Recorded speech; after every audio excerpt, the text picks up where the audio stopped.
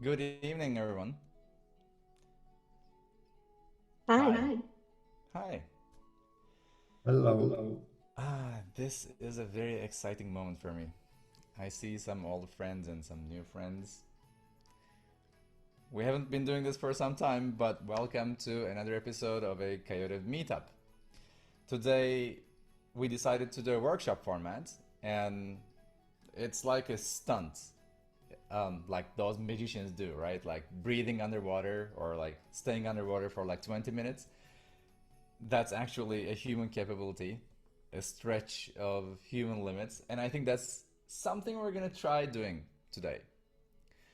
We're gonna stretch your minds and your imagination to the max with a workshop that I designed to teach you a skill that you'll need throughout the rest of your career.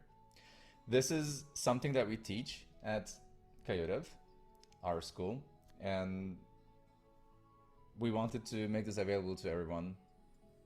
And, you know, hopefully you're going to learn a skill that a lot of the engineers around you just lack.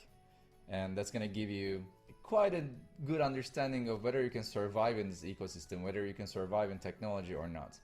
This is specifically for non-technical people. You don't need anything other than pen and paper.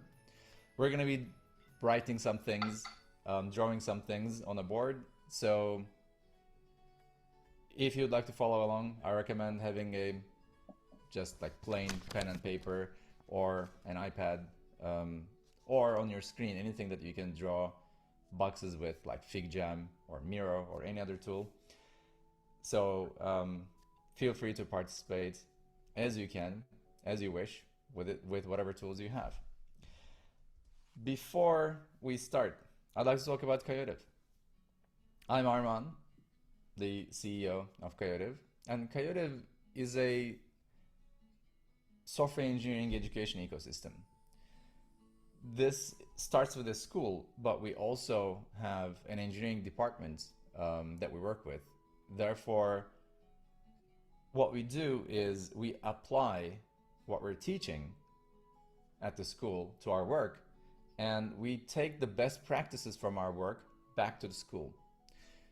I think this is quite the edge, as we're kind of the only company that does this. So it's not purely for education. Oh yeah, sorry, it was just for the intro. And since I just love it, I personally, it's one of my favorite songs. I kept it going on. I received a private message from Zoom to turn it off.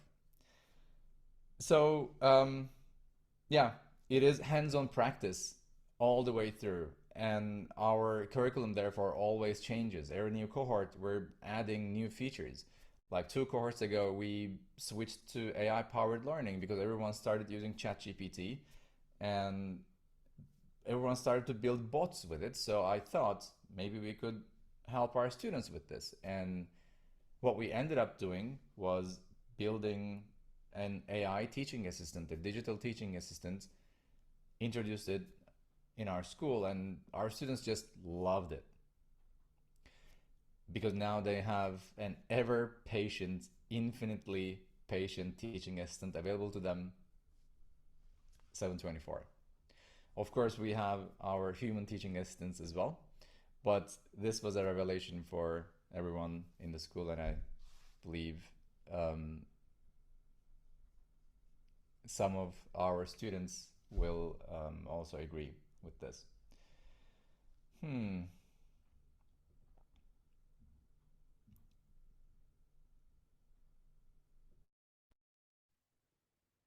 There might be a problem with my audio, I think, but it might be fixed now. Yeah. Please let me know if it's fixed. Perfect. Okay. So one other aspect that we focus on is building real world projects. This is actually something we're going to do in this workshop as well. So you're going to practice on a real life application. You're going to build a real life application. This is true for the school. There are no homeworks. from day one to the end of 13 weeks, you work on a real world project of your own choosing. We don't give you like build a Airbnb clone or something. You build whatever you like. And another feature is our master apprentice model, because we believe software is a craft and we are raising craftspeople. So you need to learn from a master at that craft. That's why I'm still teaching, and our other teachers are also really experienced in the industry. And the goal is to make you an independent software engineer, and you learn how to think, how to frame your thoughts like a software engineer. I think these are the things that I have already mentioned, but here they are if you'd like to take a screenshot all together. And some other points. Of course, KOTV is a fully online school, so there's no classroom to attend. We are in Berlin, but we're located in Berlin, but the school is 100% online. The classes are in English, even though we are a German company. The classes are taught in English for a much wider international audience. And we have some good reviews if you look them up. Not a lot, but the ones that we have are pretty good. And here I encourage our former graduates to leave us some reviews. That would be great. And of course, the school is not completely free. It has a price of 8,000 euros. But if you are unemployed in Germany, Agentur für Arbeit will cover 100% of this fee. So it's going to be at no additional cost to you. Perfect. Now, if you're interested in discovering more, take a picture of this QR code. It's going to take us to our webpage. It's not a real special thing. It's just our webpage, KOTV.com, the school page. And you can see more and more details there about the curriculum and timing. We have a new cohort coming up on 6th of November. And we're very excited to welcome several new students to our family. And I hope we're going to grow more and more in the future. Now, let's start. Does anyone have any questions before we kick it off?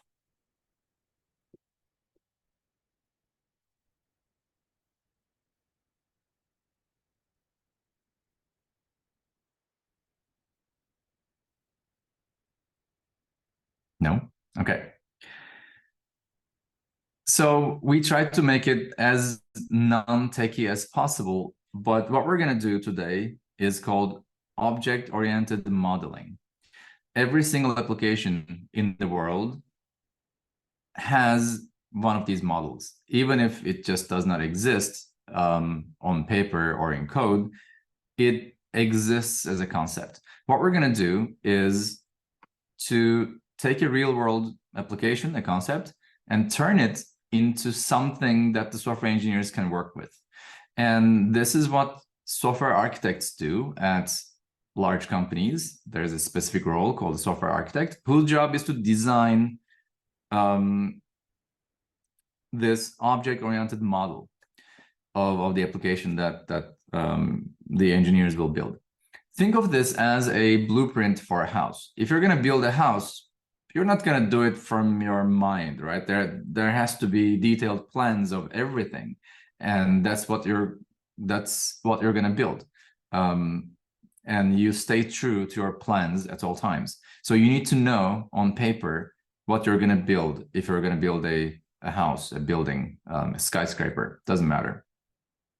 Now, software isn't that technical. In that sense, we don't really draw in diagrams every single thing we're going to build, but at least we're going to build some concepts, and we're going to build some charts, some diagrams to help us understand what we're dealing with. And for this, we're going to use a language called UML, Unified Modeling Language, and it's not a programming language. It's not a human language. It's a visual language. It's a language of boxes, basically a set of rules on how to draw boxes. Now, the scenario we're going to go with is a ride-sharing application, a scooter and bike sharing application. I think this is pretty much common in every single world, in every single country in the world. If you don't have any bike sharing or scooter sharing or car sharing application in your country, wherever you are, please raise a hand. I believe everyone has like an understanding of these concepts. The goal is, let's say our client wants us to build an app, a system, an entire system, a mobile app, admin, web pages, and so on, for owning and sharing bikes and scooters. These are the two vehicles that we have at hand right now. Maybe in the future, we can introduce car sharing as well. And we're supposed to think of an application, a system, a cloud application that will support all of this operation, including payments and so on and so forth. And together, we're going to do the first step of such journey of building such an application. Now, let's think of what objects, what concepts we have for a bike and scooter sharing application. Feel free to unmute yourself. And also, it would be great if you could turn on your cameras, because I feel like I'm talking to myself right now. That's a little awkward. So please feel encouraged. I encourage you to turn on your cameras so that I can, I have an understanding of who I'm talking to. Hi, Gonzalo. So nice to see you. Nice to see you. If you haven't watched, we had a stream with Gonzalo. He's one of our former graduates on YouTube about AI learning, AI-powered learning. So let's think of real-world identities, objects that live in such an application, bike and scooter sharing application. Maybe What objects?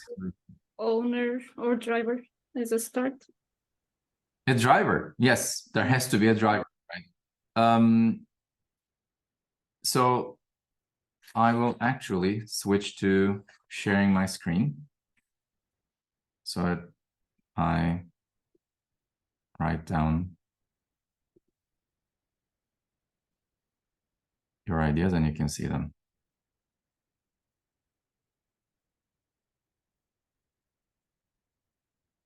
Okay. I hope you see my screen right now, right? Yeah.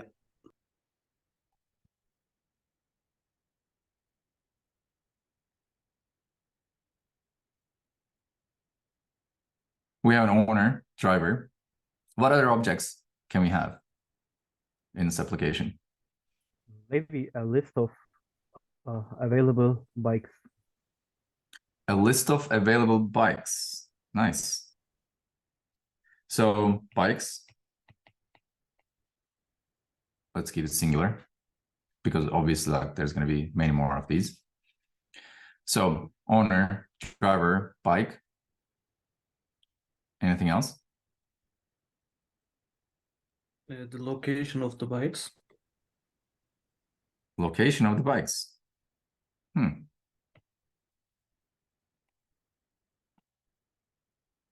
Like real-time location, right? Yeah. Mm-hmm. Also, we should have rights, which I don't know. Rides.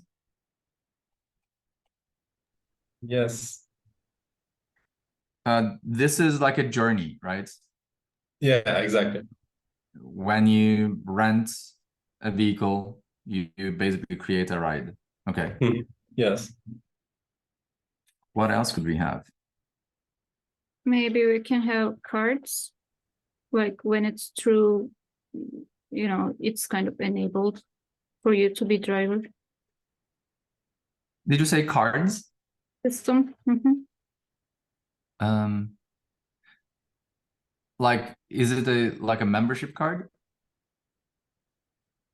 Or Usually in the application, like when you're using that scooter application, it's like a card system.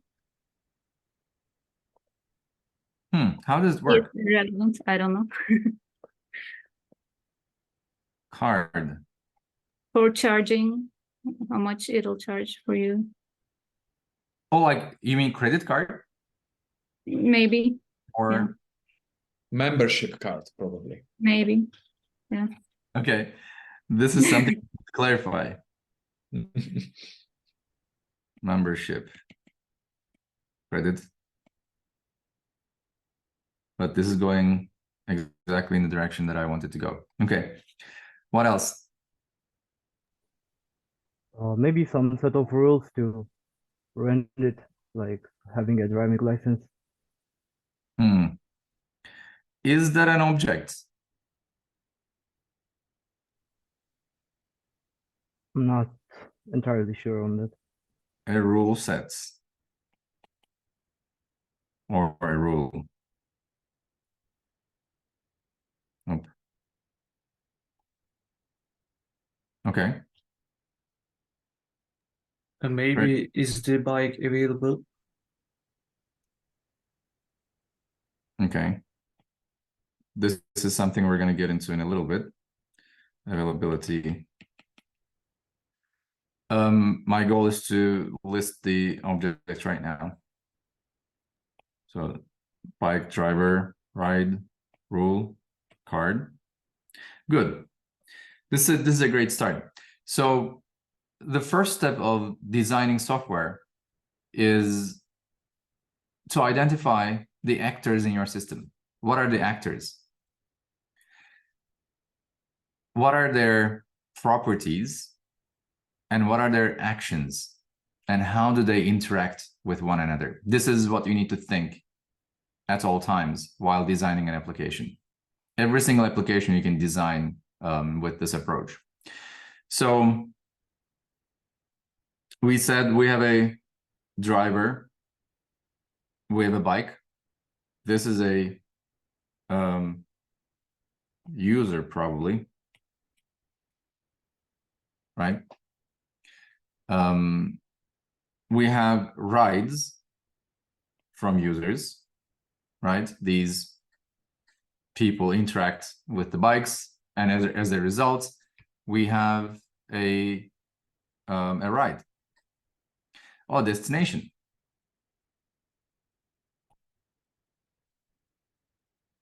Destination. Another object. Could be. So when we're discussing these objects, you maybe noticed something. It's hard to name things, right? Like, what are we going to call these objects exactly? Is it the driver? Is it the user? Is it the card? What kind of a card is it? Is it a ride? Is the rule? There is a concept called ubiquitous language in software architecture, which means you as an engineer need to have the same language with the business.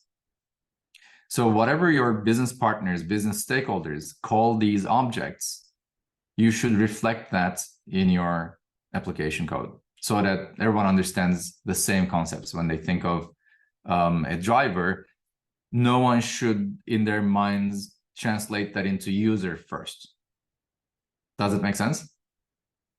Everyone should call these people drivers, or everyone should call these people users.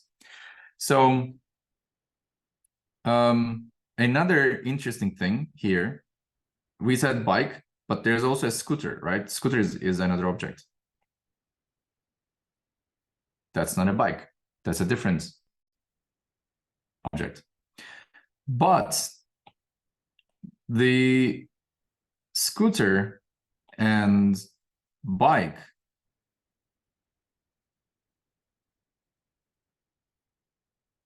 actually have a different kind of relationship between them, right? Both of these are what? Vehicles. Vehicles.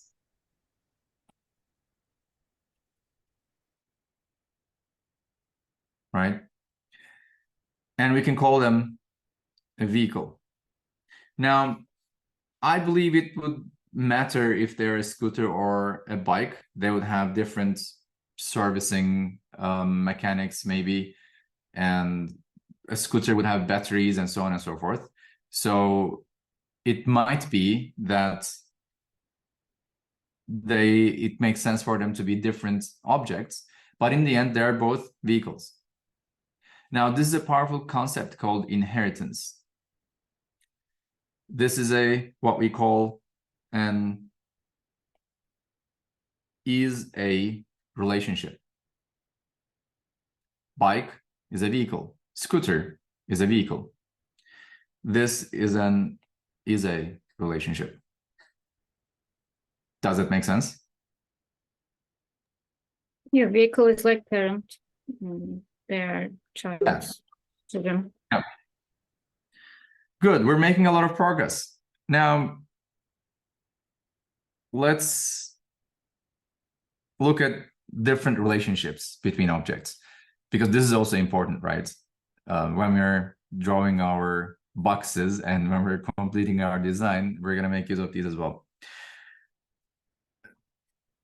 We said bike and scooter are vehicles, so there's a relationship there. Maybe a similar relationship exists between the user and the ride. Is it an is-a relationship? Is user a ride? No, definitely not. No, a user is not a ride, right? But a user has rides, right? So what we call this relationship is has a. This is called has a. User has a ride. Not one. Hopefully, they're going to come back and do more rides. Otherwise, we're going to go bankrupt if every single user just has one ride on our system. But this is basically that relationship. A user has a ride. User is part of the ride indeed, says Safa. And this is actually true. A ride will also probably have a user, right?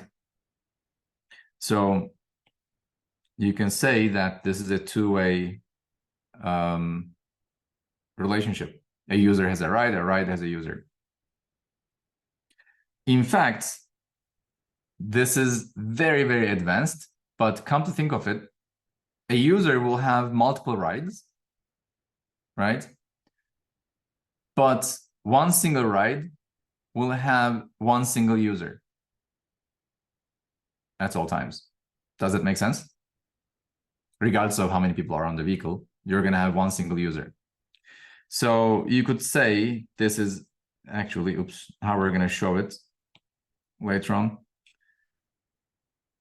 I put one there because of,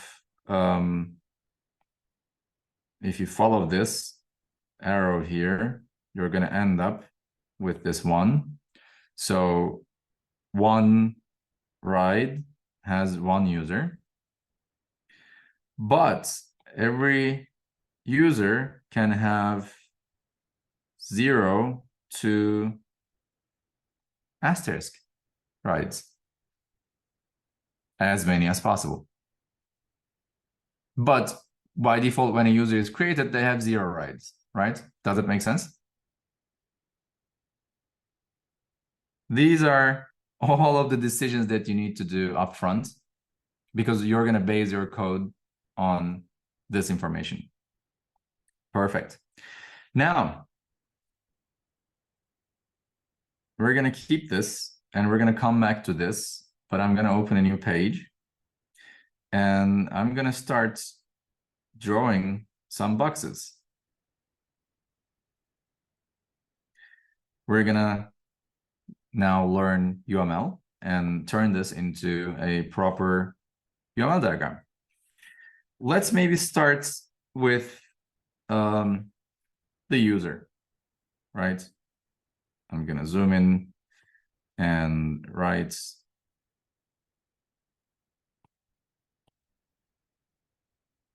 user here.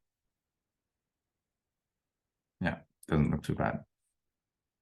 And I'm going to draw a box around it so that I can talk more about what the user can do. Not bad.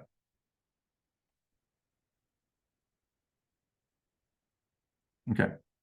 So feel free to follow me on pen and paper. This is something normally we do in drawing programs, but there's no need. You can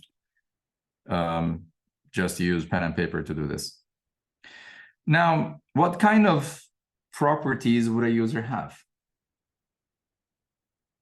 in the system? We talked about rides, right?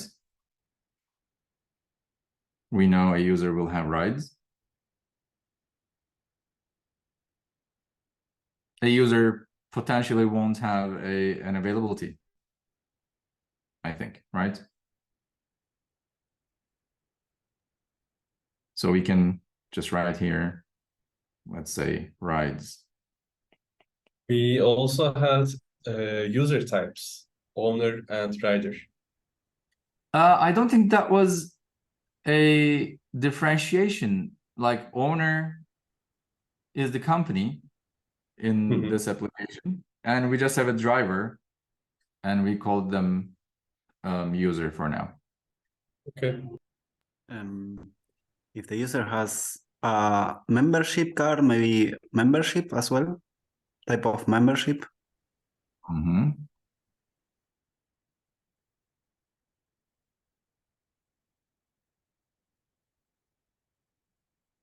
Okay. Let me add the vehicle somewhere. Maybe here.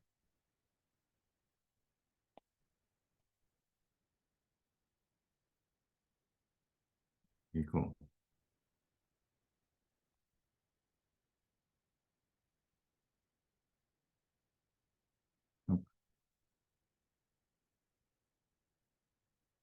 Okay.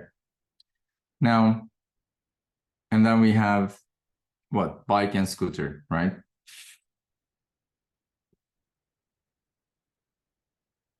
Bike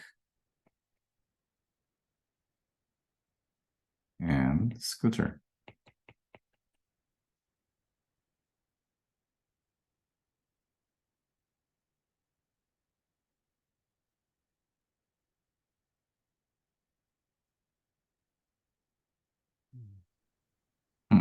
Okay, not bad. The reason I'm drawing these boxes is because I want to write about their properties. Okay, now how do we show, and maybe there's a ride, so let me add ride here.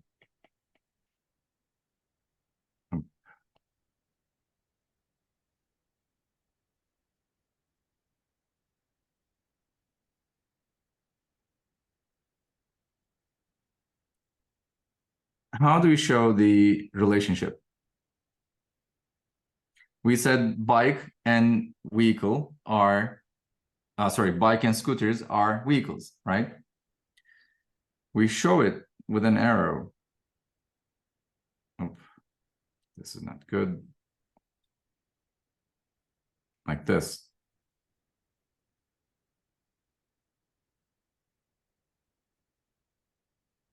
Yeah. We say bike and scooter inherits from the vehicle. They are a vehicle. It is important that the arrowhead is filled. Doesn't matter for now, but this is the notation in UML. And the user has rides. And we said this is an arrow with without a full arrowhead. We would have 0 here, and sorry, 1, because a ride has 1 user, and 0, 0 star. Okay, not bad. Now, we have covered rides. I don't know what we're going to do with membership. Maybe it's just not a different object. What did you say? We said a vehicle has location and availability, right? Now, both bikes and scooters would have location and availabilities. Is that correct? Yes. That means we wouldn't write location here. Like we wouldn't have location here and here. This is not a good idea to repeat the same fields in the same properties in 2 objects. If they are common, they should go in the vehicle. So location. What was the other one? Availability. Availability. I'm just checking on you if you're watching. Okay, this is the next one. Location and availability. Perfect. We have shown great progress so far, as we have boxes and we are writing their properties in them. This is literally a software architect's job. Like whatever you think is like super difficult is this. Like this is the level that you get to at the end of your career, at the end of your development career. Like this becomes your job. You don't write code anymore. You design these systems by drawing boxes like this.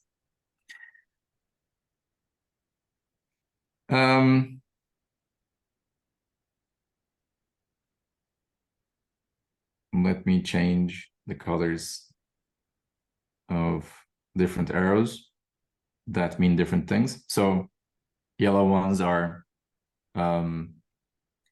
has a relationship, green ones are is a relationship. There's another type of relationship. Uses a. For example, a user does not have a vehicle, right? A user does not own any of these bikes as they own a ride. They never keep a tab on the vehicles that they used. Does it make sense?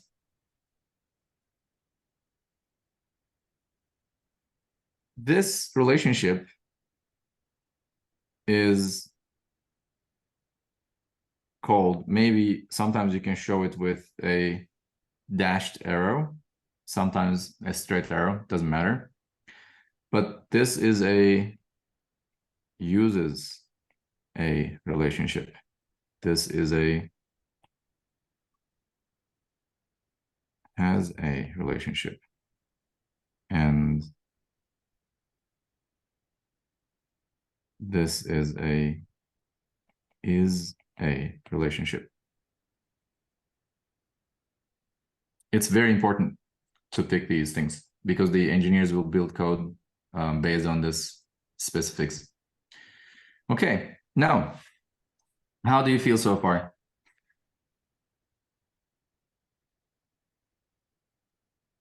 So far, so good. Yep. Nice. Let's see. What we did not include here is the detailed properties of each object. Like we just have rides and membership for user, and location and availability for vehicle. For example, we don't really know how a person would rent a vehicle. Like, how will that happen?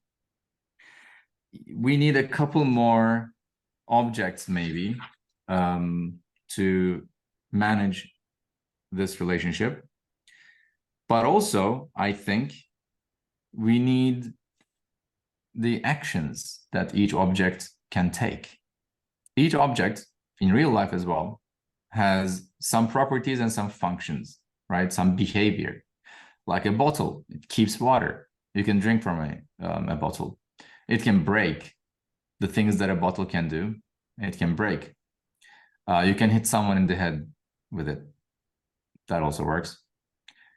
Pen writes. A camera takes pictures and takes videos. So each object has some behavior that they do and some properties that they have, that they are. A user can drive, yes. Now, we're going to do some breakout rooms if we can manage it. I don't know how. And I think, wait, Özge, are you here? Yes. Because I cannot seem to be doing the breakout rooms. What I'm going to ask for you in the breakout room, we're going to have like 5 minutes. I want you to think of different properties of these objects and different actions that they can take. The goal is to have a complete scenario. A user should be able to rent a vehicle and drive with it. And if you need to add more objects, you can also think of that as well. I guess we're going to create groups of 3 people. And you're going to have 5 minutes, 5 to 6 minutes to do it. Wait, really? Can we not do it? Interesting. A user can cancel the ride as well. Right. That makes sense. Özge, maybe if you make me a host, I could try. You are the host now. I am the host? Oh, no. Mm-hmm. Oh, no. Why does this not have breakout rooms? What happened to breakout rooms? Zoom?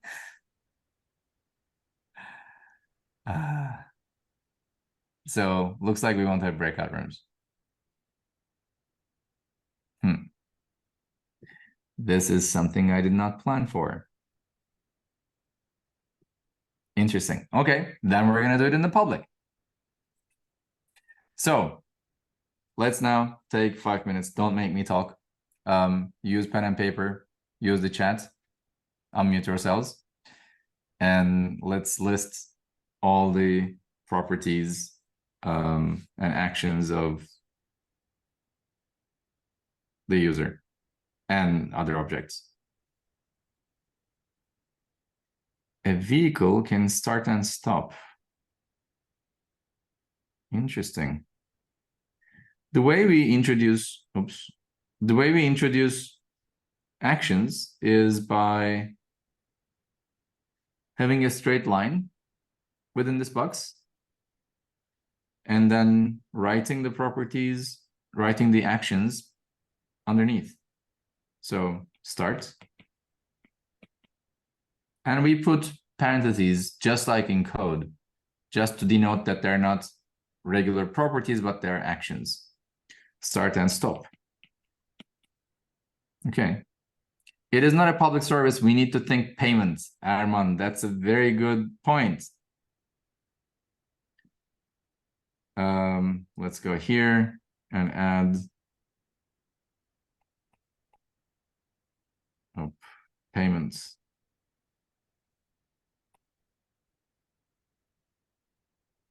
Payments. Okay.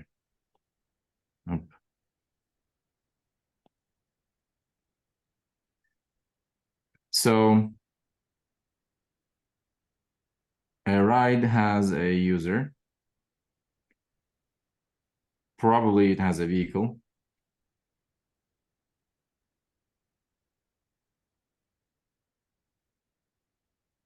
Should also have a payment, right?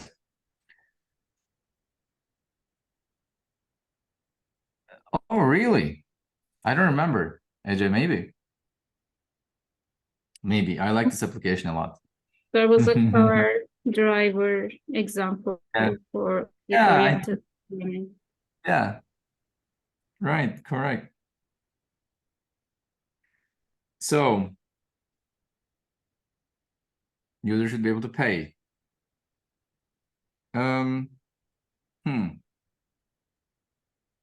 A user also has payments, right?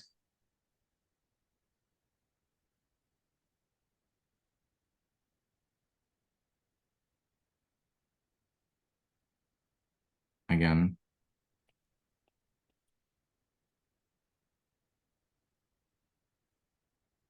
And a ride also has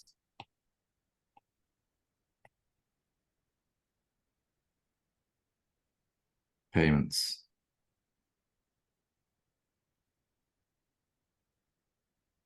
This time it's one-to-one. A ride must have one payment, and a payment must have one ride in it. Does that make sense? In fact, a payment does not need to have the user, it just needs to have the ride. And from the ride, you can get to the user. I think that makes sense. A payment won't have a user. Nice. User can cancel the ride. So let's think of the user. Please tell me more.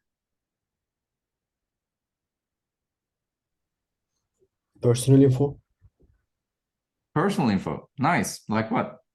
like who is he and how the we get his membership, email, phone number, also credit card number. Of License, I guess. course, yeah, for the traffic. Yeah. We have to keep their licenses. Otherwise, like what if they don't have a driver's license? They They can use their siblings or parents' license. Do do you they need a need license? license for scooter and bike? So the scooter that I'm thinking of is a motorbike, not the small scooters. So they require a license, but a bike does not require a license. So this is gonna be optional. You may not need a license. But then if you don't have a license, you cannot rent the scooter, for example.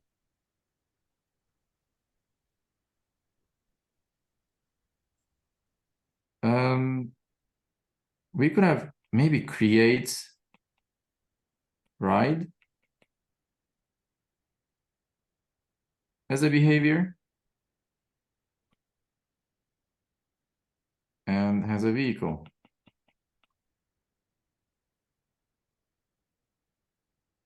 As a parameter. Does that make sense? A user can create a ride with a vehicle.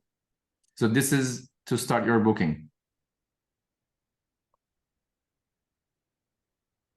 And the vehicle, of course, has to be available and so on and so forth. Give me more. Come on, folks. Imagine you're in breakout rooms. I think there will be some relationship with vehicle is stopped and ride will be off or something like that. Like ride will be on and off. Its state will change. Ah, very good point. It needs a status. Right? Like, is it an active ride or not? Did you end the ride or did you cancel the ride? There was a comment on the chats. Cancel ride and end ride. And these will take ride as the parameter.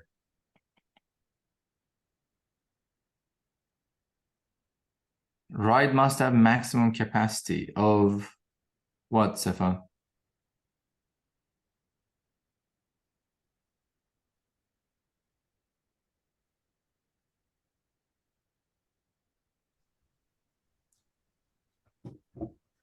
Both vehicle working with electricity, so we need battery. How? Yeah. Bike, I think, does not have a battery. It's not an e-bike? No, regular bikes. Okay, then just for scooter. But You're- here we should have a battery level. You're right.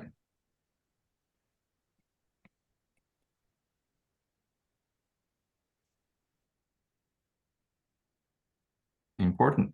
If it's below a certain percentage, you cannot rent it. Like it should be disabled for renting.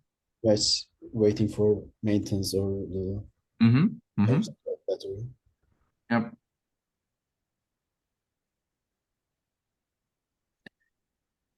Maybe we should handle payment methods as well. So there are gonna be multiple, probably. Payment method. Hmm. What kind of payment methods are you thinking of?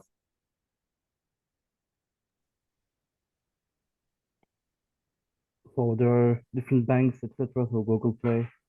Maybe user can do it with Google Pay. Google Pay. Okay. I like to paint my boxes. Maybe it's a property of the payment then. Would that make sense?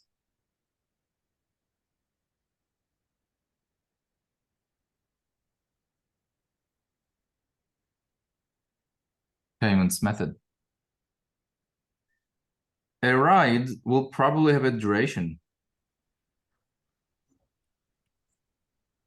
Duration and start date, end date. Mm-hmm.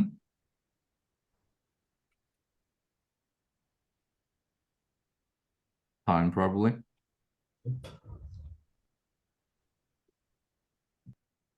Good.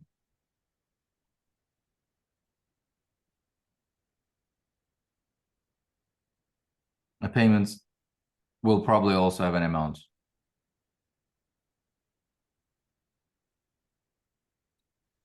So maybe both vehicle can have a price.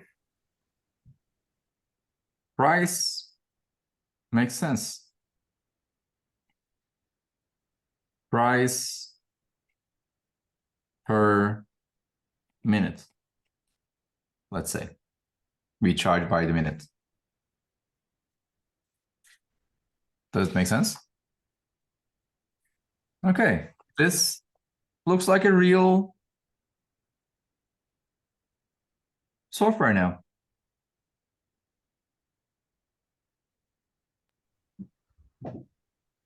Just we need the coordination of the vehicles. Coordination of the what? Vehicles, I mean, where the scooter start, where the end, where can I find it? Or we are renting it at the stores. Mm-hmm. How we gonna manage it? I don't know. Mm-hmm. Makes sense. I guess, would that be vehicle maintenance or vehicle service that knows these things, that does these things? To rent these scooters by vehicles? To manage them, to maintain them, Hmm. like to know where they are and so on. So I'm, as a user, I will go to this store to rent these vehicles, right?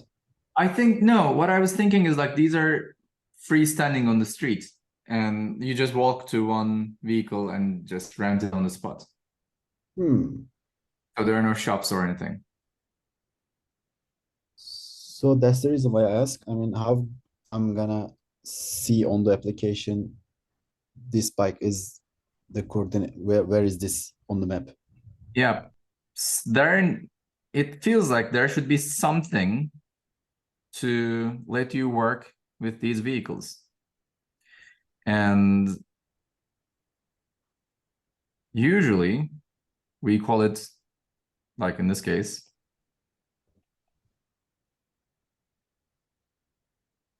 no, that's VHICE. That's not vehicle.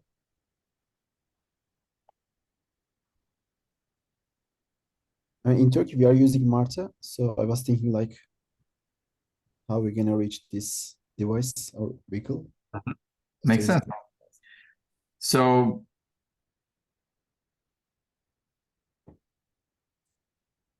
in general, in software,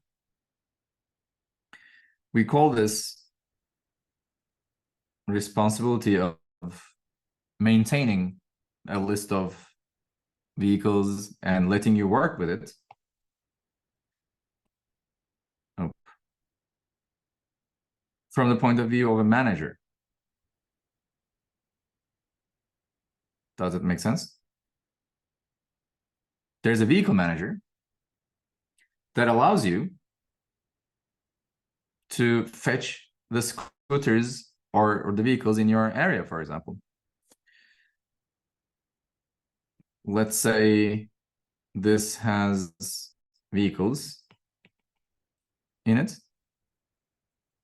maybe other properties as well, but also a method for listing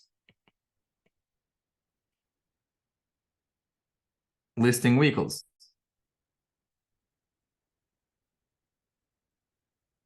And it can have a location as a parameter. So what you do is, as a user,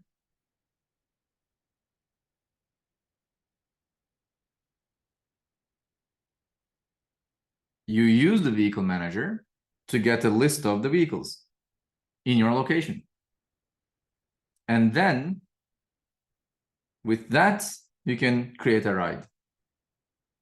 And you ride your vehicle to the destination, and then you end the ride. Could also maybe update location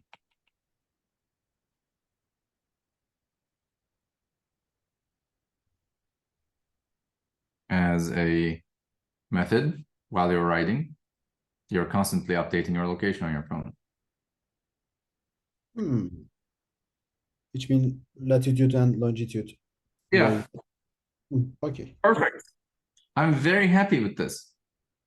What do you think? We have like one more arrow for vehicles will have a vehicle manager. Vehicle won't have vehicle manager, but vehicle manager will have like this. Oh, too much. Too excited. Like this.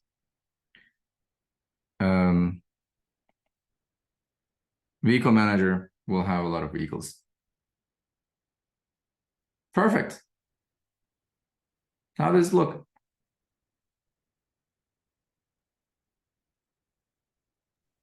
Sensible. Now, give yourselves a pat on the back, because in under an hour, you now learned how to design software. Can I ask you? Sorry, go ahead. I'm a bit confused on like the location info, where it will come from and where it will go, because it's under multiple places.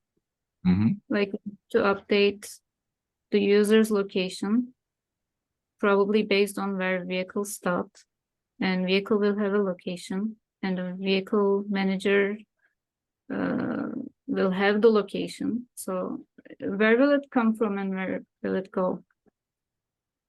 I think vehicle has its own location and user has its own location. We're not interested in the user's location if they're not prepared to ride. So they both have their own locations. And it's like sometimes they go together when there's a ride.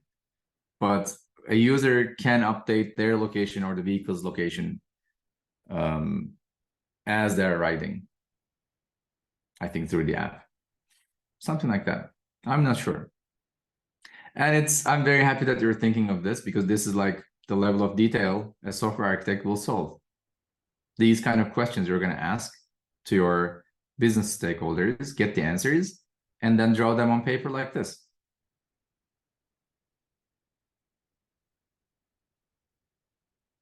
Perfect. Very good. Great. We are also at the start or end of the hour and end of our session. How do you feel? It's Did you good. like the exercise? Of course, yes. I mean, it's for years I was using this kind of method to normalization on the SQL tables. Now it's a good chance to remind this all. Yeah. Thank you. Thank you. Very good. Okay. I'm gonna do a shameless plug before we go.